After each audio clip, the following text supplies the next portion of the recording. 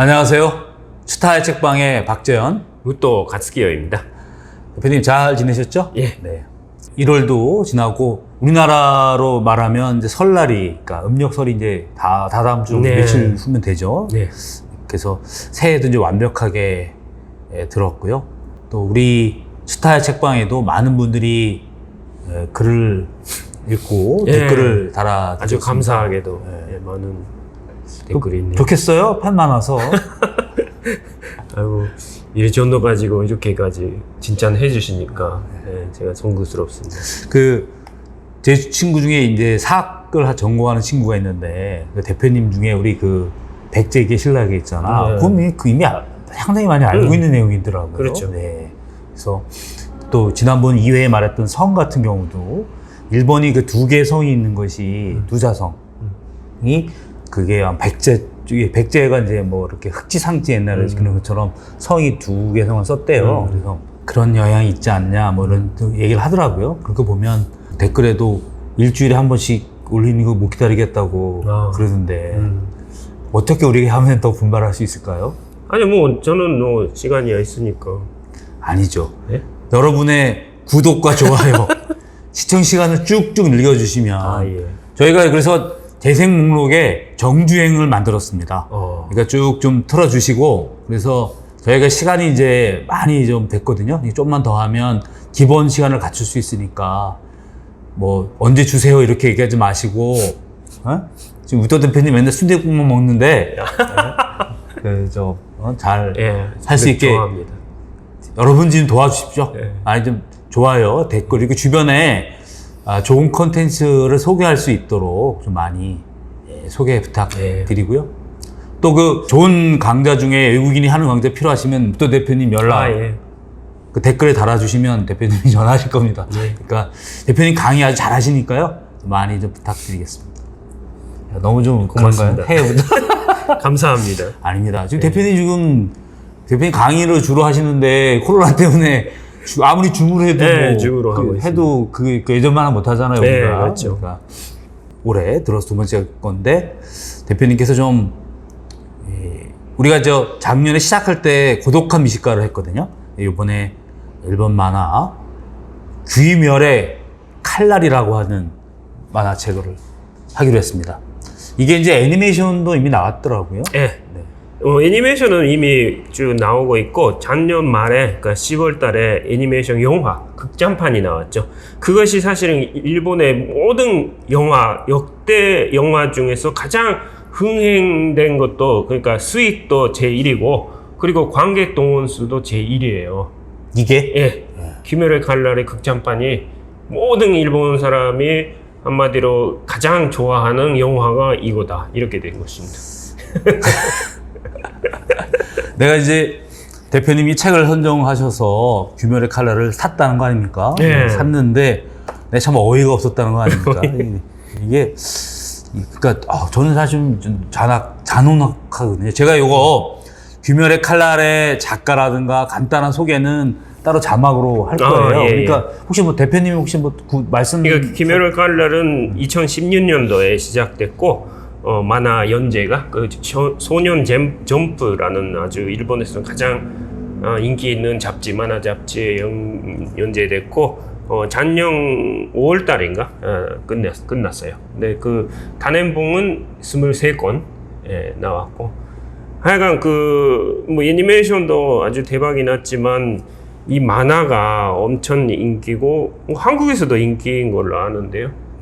우리 애들도 봤다 그러고, 하여튼 가장 아주 대단한 것은 10월 공개된 그 영화가 관객 동원 수 2,548만 명. 이 애니메이션이? 네, 2,548만 명 동원됐고, 흥행 수익이 346억 엔인데 한국 돈으로는 뭐 3,500억 원. 예, 역대 1위입니다. 모든 영화 가운데서. 아니 작년에 그랬다면 2020년에요? 그렇죠. 이 코로나가 이것 때문에 그 얘기하려는 유행됐죠. 거야. 이게 코로나가 사실 이것으로 유행됐다는 이야기가 나오지 않을 수가 없죠. 다 이 국장 갔는데 이게 뭐 인터넷으로 본 거 아닙니다. 예, 국장에서 다 본 거예요. 그렇습니다. 예, 아주 도깨비가 일본 돌았어요. 벌써. 네. 규멸의 칼날은 이제 주인공이 있습니다. 네 명의 이제 일단 애들인데 가마도 탄지로. 네, 가마도 탄지로. 네. 이거 아마 보시면 알겠지만 아이가 이제 어느 마을에 갔다 들어왔더니 자기 가족이 전부 다 죽은 거예요. 원인은 모르게 죽었고 여동생이 약간 이상해진 거죠. 그러니까 여기서 이제 도깨비라는 얘기가 나오던데 여동생이 도깨비가 돼서 막 물으려고 하는 뭐 이렇게 하면서 이제 이야기가 시작돼요. 그래서 이 여동생을 도깨비로부터 치료하기 위해서 이 소년의 모험이 시작되는 거죠. 그죠? 그렇죠. 그리고 이제 이 소년이 자기 친구들을 만나서 이제 그 친구들이 모험을 떠나는 그런 과정으로 되어 있어요. 그러니까 뭐 소년 점프 얘기하셨는데 저도 중학교 때 점프 우리나라에서 이제 일본 거를 아마 봤을 텐데 그땐 진짜 뭐 어마어마했죠. 근데 이제 저는 좀 무서웠어요. 이 그림이 나 어떻게 이런 생각들을 하는지 모르겠어. 완전히 그 이형, 그러니까 인간이 아닌 그 물체로서의 그 도깨비를 그리는 방식이, 야, 이렇게까지 무섭게 그릴 수 있는가. 아니, 그리고 이걸 애들이 본다는 거 아니야? 그렇죠. 애들이 보죠. 주인공이 이게 한 중학생이나 초등학교 6학년 중학생 이 정도 된 것 같더라고 보니까, 그죠? 근데 또 이 고토게 고요하루라는 이분이 여자분이라는 이야기가 그렇더라고요. 그 여자분이더라고요. 뭐 확실하지 않지만 그래도 여자분이라는 이야기가. 그래서 이 그림이 여자풍이래요. 그렇죠. 근데 약간은 전체적으로 보면은 이제 뭐 이 시신 절단에서 사람 먹는 거 이게 좀비지 이제 이게 서양에 말하면 좀비인 거죠. 근데 이게 어떻게 이런 좀비는 귀여운 편이죠. 여기에 비하면. 그렇지, 맞아. 좀비는 아무 목적 없이 그냥 맞아. 있기만 하는. 맞아. 좀비는 이제 뭐 의식이 없게 하가 되는데 얘는 사람을 잡아먹으려고 계획을 하잖아. 완전히 악의 존재. 그러니까 마귀, 뭐 그런 악마와 같은 그런 존재죠. 그러니까 거기다가 이제 여기 도깨비의 대장이 나와요. 이 이름이 키부츠 무잔, 무잔이라고. 근데 이 무잔이라는 캐릭터는 절대 악입니다. 이 고뇌고 뭐고 얘는 진짜 한 번도 끝까지 악마 같은 존재더라고요, 보니까. 그리고 얘가 모든 걸 만들고 또 탄지로의 동생인 네즈코를 에다가 자기 피를 넣어가지고 그 도깨비를 만든 원흉이기도 하죠. 모든 도깨비의 이제 시작인 것 같은데 자 이렇게 도깨비로 되어 있는데 저는 이런 류의 만화가 재미는 있을 수 있다고 하지만 어떻게 이게 뭐 당대 1위 이렇게 끊는 거예요? 난 도대체 이해를 못하겠네. 1위가 이게 규멸의 칼날이라고 할 때 2위가 뭔지 아십니까? 2위가 뭡니까? 2위는 생가 지히로의 행방불명입니다. 아 그래요? 그 생가 치히로의 행방불명을 넘어섰다고 얘가? 그렇죠. 그리고 하여튼 일본의 모든 영화라는 것도 다 있는데 애니메이션이 2위를 한 거예요. 그리고 문제는 거기에서 나오는 것이 일본의 요괴라든가 귀신이라든가 마귀라든가 그런 것이 2위를 한다는 것이 일본 문화를 사실은 상징하고 있다고 봐야 돼요. 그게 뭐냐면은 그 신도적인 세계지만 모든 것이 신인데 좀 요괴 같은 것도 다 이게 800만 신이라고 하니까 그 중에서 도깨비가 있고 그리고 그 요괴 같은 그런 그 생가지히로에 나오는 것 같은 그런 것도 있고 다 있는데 그게 일본 사람이 살고 있는 사회입니다. 이 세켄이라는 세계가 사실은 그런 그 동물이랑 그런 세계하고 통하는 세계고 거기에서 인간은 그나마 부모가 있고 자식이 있고 그 형제지간의 그런 정이라든 그런 거 있지만 그 가운데는 그런 거하고 완전히 다른 세계의 그런 그 동물 같은 그 귀신도 있단 말이에요. 그 도깨비가 있단 말이에요. 그러니까 그런 것이 사실은 약육간식의 어떤 그냥 인간과 다른 법칙을 가지고 우리하고 같이 살고 있다 하는 것에 대한 만화 작품이나 그 애니메이션 작품 진짜 많아요. 일본에. 그래요. 사실 생가 치히로의 행방불명도 이렇게 이상한 귀신도 나오고 여러 가지 나오죠. 그렇죠. 근데 제가 이제 궁금했던 게 이거를 도깨비라고 우린 번역했는데 실제 일본에서 도깨비라고 그래요? 그러니까 오니죠, 오니라고 오니. 오니가 도깨비인데 한국의 도깨비는 공유 씨와 같은 잘생긴 키 큰 그런 산량한 친절한 도깨비니까 그거 좀 다르게 봐야죠. 오니죠. 오니죠, 오니. 예, 일본의 오니. 그러니까 번역을 할 때 도깨비라 얘기하니까 저는 좀 우리가 생각하는 도깨비는 약간 좀 이렇게 코믹한 것도 있고 그런 거 그렇죠. 있잖아요. 예. 그리고 오늘 뭐 좀 더- 사람 잡으면 적진 않잖아. 아, 그렇죠. 턱을 붙이지 사람 죽이 잡아. 예. 근데 이건 오니가 그러면 귀신이에요? 그러니까요. 일단 오니도 그렇지만은 아시죠? 그 진격의 거인 같은 거. 알죠. 예, 그 거인도 원래 사람이었다가 그 완전히 사람을 잡아먹는 존재가 되는 것입니다. 그 기멸 갈라도 그렇고, 그리고 이때 2010년도부터 똑같이 점프에서 연재된 만화 중에 약속의 네버랜드라고 있거든요. 네, 이제 뒤에 이게 있던데. 예, 네, 있죠. 이것도 역시 도깨비가 나와요. 도깨비가 원래 애들이 같이 고아원으로 살고 있고 고아원에서 살고 있고 정말 전답게 어머니 대신 그 선생님하고 같이 형제자매 같이 살고 있었는데 그 사실은 그 밖의 세계는 밖에는 못 나가게 돼 있는데 밖의 세계는 다 도깨비의 세계였고 자기들은 그 농장에서 사육당하는 그 먹잇감이었다 하는 그 만화가 역시 작년까지 2020년까지 이렇게 히트 쳐가지고 애니메이션도 히트 치고 작년 말에 실사 영화 극장판도 됐어요. 엄청 인기였습니다. 다 비슷한 내용이라는 것을 아셔야 돼요. 인간을 잡아먹는 이것도 잡아먹고 네버랜드도 잡아먹고 진격의 거인도 잡아먹고 그런 존재가 일본 사람이 어떤 공통의 그 이미지로서 갖고 있는 이유가 뭔가 하는 것을 제가 오늘 말씀드리고 싶은 거예요. 뭐냐면은 어떤 절대적인 인간의 마음을 용납하지 않는 어떤 밖에서 오는 그런 공포라는 것이 일본 사람한테는 있어요.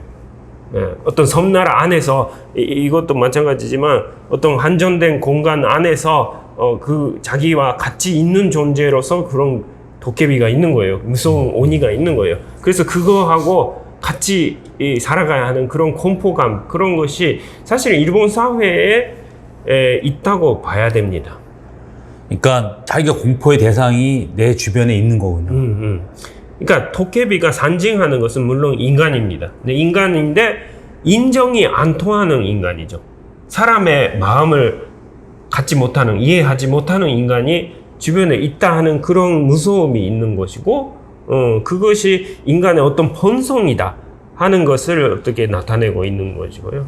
근데 거기서 대응하면서, 대척하면서 싸우는데, 인간 다음을 잡자고 하는 그런 것이 하나의 테이마로 자리 잡고 있습니다. 그러니까 내부에서 존재하는 어떤 절대의 외부에 있는 그 존재가 들어와서 있고 그 존재를 그 존재의 과정에서 이렇게 서로 그 대결하고 하는 과정들이 일본의 어떤 전체적인 기본 골조네요. 문학적으로도 그렇고 애니메이션도 사실 또 그런 그렇죠. 그렇죠. 예. 예. 우리나라에서 여러 가지 일을 봤어도 이렇게 뭐 예를 들어서 뭐 극단적으로 얘기해도 뭐 도깨비가 이렇게 사람을 잡아먹고 이런 거는 나는 없었던 것 같거든요. 식욕은 없었단 말이에요. 제가 이제 진격의 거인도 아주 그 그림도 그렇고 되게 멋있어서 보다가 뭐 왜 사람을 뜯어먹고 이런 게 나오니까 못 보겠더라고요, 그걸. 그렇죠. 예. 저도 못 봤어요. 도중에까지 못 봤어요.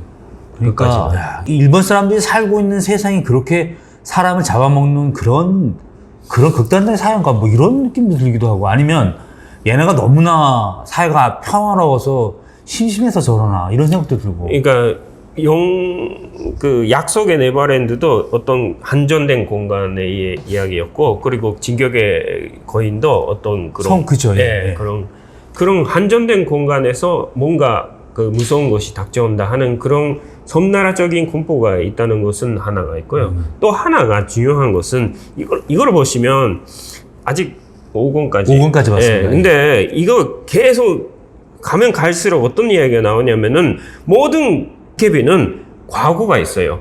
그리고 이 주라고 하는 그 싸우고 있는 그 선편에서는 그런 주인공들도 귀사할 때 애들도 다 과거가 있어요. 근데 그 과거가 비슷해요. 고아이거나 아니면 아주 열악한 환경에서 자랐고 뭐 먹는 것도 없고 하여튼 그런 엄청난 그런 상처를 받고 자라오면서 근데 그 디살대에서도 형제가는 있는데 부모가 없잖아요. 부자지간은 없어요. 다 남매간이고 그런 그거는 있는데 부모가 없는 가운데서 고아이거나 부모가 학대하거나 부모가 진짜 예를 들어 이 벌레주 그러니까 춘주에 그 나비를 이렇게 쓰는 그런 그 부리는 그런 그 비살대에 츠유리 가나오라는 그 여자애가 있는데 그 츠유리 가나오는 부모가 아예 딸을 이름도 안 지었어요. 그리고 팔아버렸어요. 예. 근데 팔려가는데 하여튼 너무나도 물론 가난하고 뭐 배고프고 그런 것도 있지만 사랑을 하나도 못 받았으니까 이름도 안 지어졌으니까 그런 가운데서 자기의 모든 생각을 이제 안 하게 되는 거예요. 그래서 아무래도 좋다. 이게 그 예전 버릇처럼 하는 말인데 아무래도 좋으니까 자기가 아무래도 좋다는 생각으로 상처를 안 받게 됐고 그러다가 그 춘주의 그 대장한테 그 제자가 돼서 시키는 대로 다 하는 거예요. 자기가 판단 안 해요. 그래서 이런 돈전 갖고 있는데 그 돈전을 던지고 그 양면 보면서 그걸로 결정하기도 하고 자기가 절대 결정 못 하는 거예요. 왜냐하면은 그런 것을 자기가 판단 안 함으로 말미암아 살 수가 있었기 때문에. 그러니까 그런 어떤 죄책감 같은 것도 안 가는 게. 예, 그렇죠. 그리고 하나의 모든 게 가치가 없게 느껴져야만 살 수가 있었으니까 가치가 없는 거예요. 그러니까 이쪽하고 판단하는 가치관이 없는 거죠. 그래서 그렇게 살다가 탄지로가 뭐라고 하는지 그 애한테 이 세상에 아무래도 좋다 하는 것은 없어요. 다 가치가 있어요 하는 그런 거 같다고 생각해요. 이런 말 해요. 한마디. 그러니까 아무래도 좋다. 그 뭐든지 다 아무래도 좋다. 이 세상에는 아무래도 좋다 하는 것 같은 거는 없다고 생각해요. 이 한마디로 그렇구나 하면서 바뀌는 겁니다. 이 탄지로라는 존재는 그런 존재예요. 당신은 살아도 괜찮은 거예요. 살아도 괜찮아요. 이렇게 가치가 있어요. 해주는 사람이에요. 근데 그 말은 아무 근거가 없어요. 그냥 하는 소리예요. 그러나 그 한마디 듣고 위로받고 나는 살아도 되는구나 하고 살아가는 것이 사실은 일본 사람의 그 심상 풍경하고 비슷하다니까. 진짜예요. 이게 부모의 사랑이라는 게 중심에 없는 문화라는 게 이런 거예요. 한국은요, 가치의 중심이 뭐 하늘에서 혈통이 나왔고 혈통에서 부모가 사랑을 해주니까 그 부모의 사랑이 모든 가치의 중심이에요. 근데 일본은요, 부모도 그 사회의 어떤 과목이라든가 그 가치관 앞에서는 대상적인 위치에서 부모 역할을 안 해요. 그 가치는 세상이 결정하는 거지. 그러니까 일본에서는 애를 교육할 때 뭐라고 하냐면 흔히들 부모가 엄마가 하는 말이 예를 들어 공공장소에서 뭐 소란 피웠다 그러면은 부끄럽다. 다들 보고 있어. 다들 보고 있다. 엄마는 부끄럽다. 이렇게 말해요. 그렇다는 것은 엄마가 자기가 교육하는 게 아니라 세상이 너를 어떻게 보는가를 두려워해야 한다. 이렇게 교육하는 거예요. 그러니까 부모보다 앞서 있는 사회, 부모보다 위에 있는 이 화목, 이 세간, 이 세간에 대해서 자기가 거기에 뭐 무시당하거나 그렇게 하면은 가치가 없는 존재가 되고 거기서 인정받고 하면은 가치 있는 존재가 된다. 이런 것 때문에 가치가 생겨요. 그래서 일본 사람은요, 남에게 폐해를 끼치지 말라고 하는데 남에게 폐해를 끼치지 않는 이유는 남에게까지 폐해를 끼치면 나는 완전히 있어서는 안 되는 존재가 되기 때문입니다. 요즘 오늘 아침에 여기 나올 때 그 집을 출발할 때 뉴스를 하나 봤는데 일본 TV에서 어떤 여자분이 30대 여자분이 도쿄에 사는 여자분이 코로나에 걸렸다고 자살했어요. 그러니까 남편 때문에 걸렸는데 남편이 코로나에 걸려가지고 자기가 옮았어요. 그래서 주부이신데 코로나에 걸렸다고 해서 주변 사람들에게 내가 폐를 끼쳐버렸다고 자살한 거예요. 이거 나 진짜 이해 못해. 아니 그 바이러스는 떠다니는 거 그렇죠. 그 불가항력적인 그렇죠. 건데. 그러니까 물론 그렇게 생각하면 다들 그렇게 생각할 수 있는 것 같은데 너무 항상 자기가 살아가도 되는지 의문인 사람, 그러니까 폐해를 안 끼치니까 살 수 있다고 생각하는 사람이 대부분의 일본 사람이라고 생각하시면 돼요. 그래서 폐해를 끼치지 말라는 것입니다. 폐해를 끼치면 내 존재 가치가 없어지니까. 물론 일본에서 완따 시키거나 그 자견 견찰이 그 견찰이 돼가지고 자숙 견찰 자숙 견찰이 돼가지고 그렇게 비판하는 사람도 있는 것은 사실입니다. 근데 그거보다 본인 스스로가 그렇게 생각해 버리는 게 일본의 문화라는 것입니다. 아니 뭐 내가 좀 삼가하고 하는 것이 나쁜 건 아닌데 난 도가 지나친 것 같은 거예요. 그렇죠. 그러니까 이게 아니 뭐 코로나 얘기하셨는데 조심해야지. 그렇죠. 조심해야 되는데 그렇다고 해서 조심해서 해결할 수 있는 건 아니잖아요. 뭐 내가 그걸 가지고 어디서 파티하고 이런 것도 아니고 남편한테 옮았는데. 그렇죠. 그리고 사실 그게 뭐 본인이 죄야. 누구한테 옮긴 사실도 없어요. 그냥. 없어. 예. 아니 그럼 뭐 간만 있으면 되지 뭐. 30대 여자분이 얼마나 그게 아까운. 근데 그런 것이 사실은 일본 사람이면 이해가 가는 게, 그러니까 자기에게 아무도 내가 가치 있는 존재가 나고 말해주지 않으면은 나는 살아도 되는 건가? 사는 것 자체가 폐가 아닌가? 하는 것이 가장 중요한 일본 사람에 있어서의 공포인 것입니다. 그래서 여기에서 위로를 받는 거예요. 하여튼 뭐 그 꼬매가 그냥 뭐 당신 정말 소중해요. 뭐 무슨 기쁜 생각을 했겠어요, 그죠?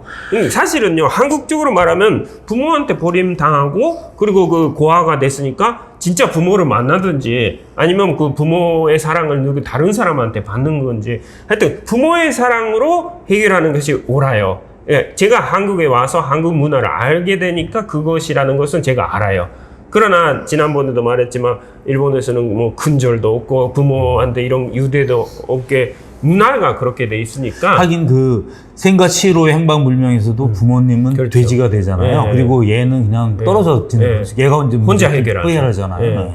네. 그러니까 부모는 나중에 구하긴 하지만 아무런 역할을 못 하죠. 거기서 보면. 그러니까 이 도깨비도, 그러니까 도깨비가 되는 사람도 그 귀살대가 되는 사람도 뿌리는 똑같습니다. 그래서 자기는 가치가 없는 존재인데 하면서 뭐 자포자기가 돼서 도깨비가 되든지 아니면 뭐 그러니까 도깨비가 돼서 힘으로 자기가 존재 가치가 있는 것 같이 사람 죽여먹는. 근데 그거를 어떤 그 도깨비를 대항함으로 말미암아 대척함으로 말미암아 사람을 지킨다. 왜냐하면 나는 가치가 없다. 아무도 다 가치가 없다고 생각한 것이 그래도 탄지로라는 존재가 나와가지고 당신은 살아야 된다. 그 가치가 있다고 하니까 가치가 있는 거라면은 지키면 또 가치가 생기네 하면서 어떤 가치 있는 누군가를 지키기 위해서 내가 살고 있는 것이 의미가 있다고 느낌으로 말미암아 기살대가 되는 거예요. 그러니까 그것이 사실은 문화적으로 정말 그게 그 일본 문화 문제이기는 하는데 이 한국의 그 뿌리라는 것을 중심한 부모의 사랑이라든가 그런 것이 중심이 된 문화가 얼마나 중요한가 하는 것입니다. 제가 좀 오늘 하나 자료 갖고 왔는데 일본의 국립청소년 교육진흥기구라는 단체가 2018년에 조사한 고등학생의 마음과 몸의 건강에 대한 의식조사입니다. 세계 모든 나라에 가가지고 그 조사를 했어요. 고등학생 의식 조사를 했어요. 근데 이거 한국과 일본만 자료 갖고 왔는데 나는 가치 있는 인간이라고 생각한다. 이 질문에 대해서 yes라고 대답한 사람은 한국 고등학생은 83.7%였어요. 일본은 몇 프로인지 아십니까? 44.9%예요. 반 이상은 나는 가치가 없는 존재다. 이렇게 생각하고 있다는 것입니다. 그리고 나는 지금의 자신에게 만족하고 있다. 한국은 70.4%, 일본은 41.5%예요. 그리고 나는 노력하면 대개 일을 할 수 있다. 한국은 78.3%, 일본은 60.5%입니다.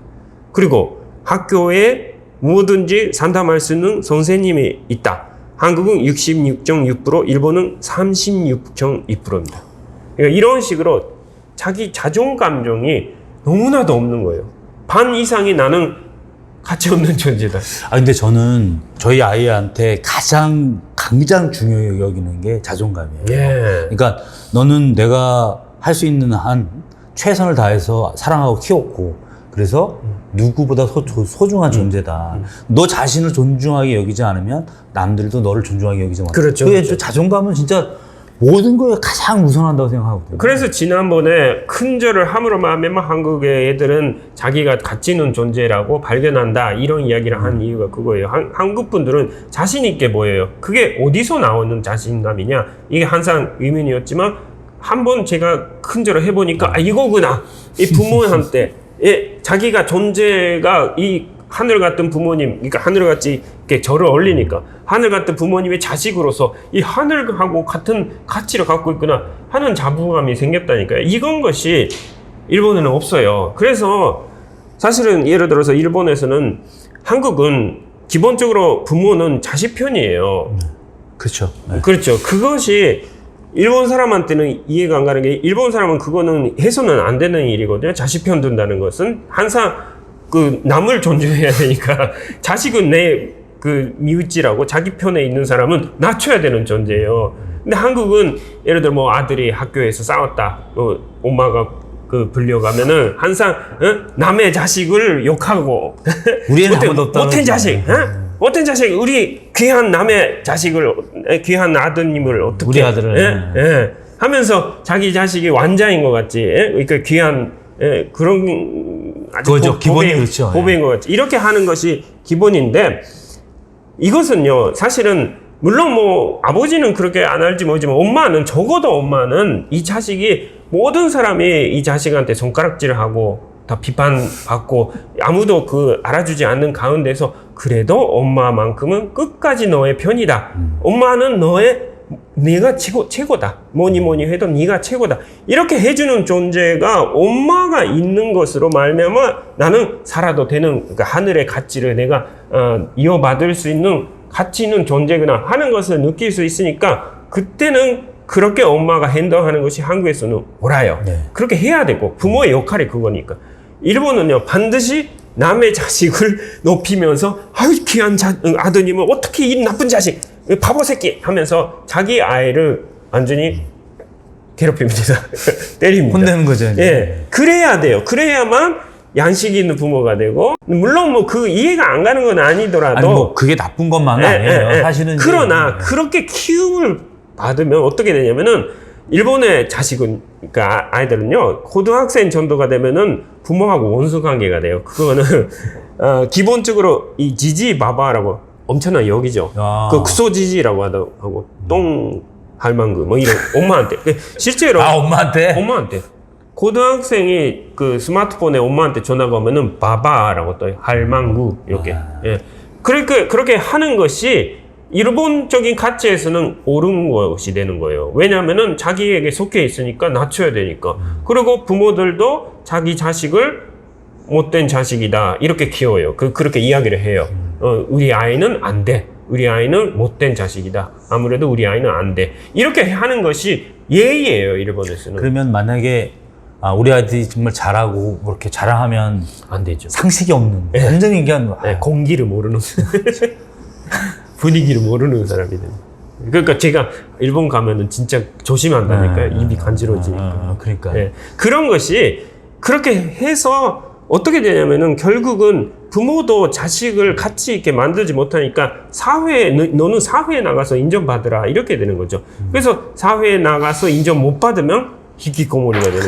그러니까 나가서 이제 뭐 나한테 갈 데가 없는 거구나. 애들이. 그렇죠. 애들이 이제 딱 나갔는데 갈 데가 없는 거고. 그래서 아까도 말한 그 주유리 가나오 같은 그런 지시를 받고 그거에 순종하는 것이 그 지시대로 하는 것이 나의 가치다고 생각하는 게 일본 사람의 기본이에요. 그래서 일본 사람은 규칙을 잘 지키고 지시를 잘 따르는 것입니다. 그렇게 해야 나의 가치가 생기니까. 그러니까 그 2016년에 그 악다가상이라고 일본의 문학상 중에 최고의 문학상 악다가상을 받은 작품이 콤비니 인간이라고 해서 뭐냐면은 편의점 인간이에요. 그 사람은 자기 감정이 옳은 건지 좀 자기 감정대로 행동하면은 사람들한테 이상한 눈으로 이렇게 사람들을 찾아보니까 나는 감정을 드러내면 안 된다고 생각하고 지시를 따르는 것이 살아가는 방법이 돼요. 그러다가 편의점에서 아르바이트를 시작합니다. 그런데 그게 딱 맞는 거예요, 자기한테. 모든 것이 매니아얼되어 있고 한국은요 편의점도 아주 대충 알바이트 하죠. 일본 절대 안 됩니다. 일본에서는 반드시 서 있어야 되고 앉으면 안 되고 스마트폰 절대 보면 안 되고 책 같은 거 절대 보면 안 되고 항상 하는 말이 있고 그 잔돈 주는 방법도 전혀 한국하고 다른 어떤 반식이 있고 엄청나게 다 매뉴얼화돼 있어요. 규칙을 따르는 것입니다. 근데 이런 그 진열하는 방법이라든가 그 다 매뉴얼 따라서 다 하는데 그 주인공은 그렇게 함으로 하면 나는 살아있다고 생각하는 거예요. 아니, 그러니까 이제 결정하지 않아도 되니까. 그렇죠. 그러다가 도중에 뭐 무슨 애인이 생기기도 하고 결혼을 할까 뭐 그런 인간적인 삶으로 갈까 했더니 결국 여러 가지 문제가 있고 마지막 장면이 뭐냐면은 편의점을 들어가는데 다른 집 편의점 들어가는데 옮겨서. 아니 네. 그냥 편의점. 손님으로 들어가는데 거기서 여러 가지 규칙대로 안 돼 있으니까 고쳐주는 거예요. 그러다가 산사가 왔다. 본사에서 조사하러 왔구나 하면서 네 하면서 거기 직원들이 그 알바들이 이렇게 따라가요. 그러면서 거기서 이렇게 하세요 지시하면서 내가 살아있다 이걸로 끝나는 거예요. 이게 편의점 인간인데 일본 사람은 편의점 인간이다. 지시를 잘 따르고 그러므로 말미암아 자기 가치가 있다고 생각하는 사람이에요. 그러면 귀멸의 칼날에서는 왜 도깨비가 생성되는 거죠? 그러니까 그렇게 일단 가치가 없다 하는 생각으로 이제 첩보자기가 돼서 그렇게 나쁜 일을 하는 사람은 정말로 끔찍한 범죄를 저지른 것입니다. 그 일본의 범죄사를 보시면 정말로 그러니까 범죄율이 높지는 않지만 네. 강도가 센 거죠. 그렇죠. 네. 인간이 아닌 것 같은 그런 게 있어요. 그리고 실제로 인간적인 마음으로 이해가 안 가는 규칙들도 많고요. 그 지난번에 일본의 대학교 공통 시험이 있었는데 입시가 그 한국도 있지만 1차 시험으로 그 공통 시험이 있는데 거기에서 마스크를 코를 코만 내고 했다고 해서 추반 당했어요. 시험 볼 때. 시험 볼 때. 근데 본인은 맨 앞에 있었고 앞에 사람이 없으니까 그리고 안경이 이렇게 스키 차서 잘 안 보이니까 이거는 시험 잘 보기 위해서 이거 필요합니다 하면서 코만 이렇게 살짝 내렸다는 거예요. 그러다가 결국 이 사람이 주반 당한다고 해도 안 가니까 모든 다른 학생들을 다른 방으로 옮기고 근데 이 사람은 부당하다고 이야기를 하니까 경찰이 와가지고 체포하려는데 화장실에 들어가서 이제 화장실에서 농성해버렸어요. 그런 일이 있었고 이 코 하나를 가지고 물론 뭐 그 사람도 어떻게 보면 규칙을 안 따른 것이 일본답지 않는 것이지만 그래도 그분은요 40 몇 살인가 하여튼 그 나이 드신 분이에요. 50살 가까운 그런 나이에요. 그래서 그 정도 좀 그런 외모를 봐서도 가능하다고 저는 생각해요. 코 하나 나왔다고 벌칙을 당하는 그 시험 자체가 그렇게 딱 잘 지어 질서가 있으면은 이제 큰 다른 문제가 없다는 거잖아요. 그렇죠? 그런데 여기서 보면은 그렇게 가족들이 무슨 규범을 범한 것도 아닌데 왜 절대악이 도깨비 아까 말했던 무잔이라고 하는 절대악 도깨비 대장이 나타나는 거죠? 그게 그 사회에서 이제 그런 인간성이 없는 어떤 존재가 있고 거기에서 같이 살아야 가야 되니까 거기에 대척을 하고 일단 기본이 그 인간성이다고 외치는. 그러니까 왜 그런지 이런 거 아닌가요? 혹시 그 나쁜 짓을 저지르는 사람은 도저히 인간이 아니고 넌 도깨비고 넌 온이니까 그런 일을 저지르는 거야. 정상적인 사람은 아니야. 이런 것들이 갖고 있어서 그런 거 아닐까요?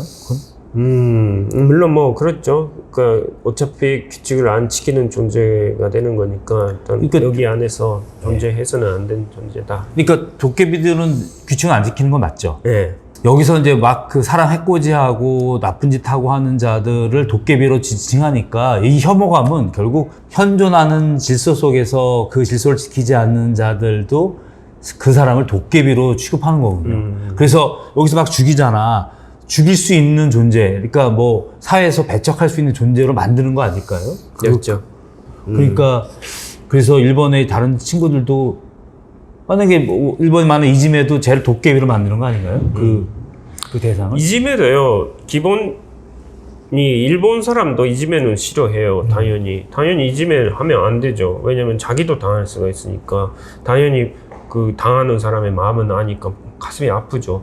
그러니까 당연히 누구나 싫어하고 누구나 이건 그만두면 좋겠다고 생각하는데 아무도 그것을 말리는 사람은 없다는 것은 결국은 어쩔 수 없는 일이다. 이렇게 생각하는 거예요. 그래서 어쩔 수 없는 일이, 그러니까 문화적으로 이 공기라고 하는 것 때문에 일본 사람은 그 공기라는 요괴를 알고 있으니까, 예, 이게 요괴가 여러 가지 있는 것입니다. 예, 이게 야마모토 시치헤라는 일본의 그런 문화학자지만, 야마모토 시치헤가 공기의 연구라는 책을 냈어요. 아주 오래된 책입니다. 70년대에 나왔어요. 공기의 연구. 예. 예. 여기에서 하는 이야기가, 공기라는 것은, 일본에 있어서의 공기라는 것은 절대권을 가진 요괴다. 예, 이렇게 나와요. 요괴라는 것은 정말 이해가 안 가는데 뭔가 실체가 있는 것 같은 거예요. 공기라는 게. 그런데 이해가 안 가죠. 왜냐면은 그것 때문에 일본이 전쟁까지 일으키고 결국은 끝까지 일본 모든 하여튼 인구가 다 소멸될 때까지 가자고 했던 거예요. 어쩔 수 없이. 왜 그런지 모르지만 아무도 인간의 생명보다 귀한 건 없다고는 다 알고 있잖아요. 근데 1억 다 옥새다 하면서 모든 1억 명이 다 죽어야 된다고 하고 있는 그 존재가 누가 시작하는 건지도 모르고. 그러니까 아까 그분이 말한 공기는 요괴라고 하는 예. 말이 너무 맞는 게 예. 결국 그러니까 여기서 나쁜 짓 하는 자들이 결국 그 사람이 나쁜 게 아니라 무잔이라고 도깨비가 예. 시킨 거잖아. 그러니까 여긴 모든 악을 끄쳐가면 딱 한 명 나와. 근데요, 이게 계속 끝까지 무잔. 읽어보면은 달라요? 무잔도 이유가 역시 있어요? 뭔가가 있어요. 그것도 사정이 있어요. 누구나 다 사정이 있어요. 사정이 근데 있어요. 문제는 그렇게 되어버린 것이고 거기에 따라가는 것이고 그게 좀- 절대 악으로서의 역할을 이렇게 받게 된 것이고. 그 일본 사람들이 좀 비겁하다. 그러니까 이거야. 이제 나는 어쩔 수 없는. 일본 사람도 그거 당하고 있는 거예요. 그러니까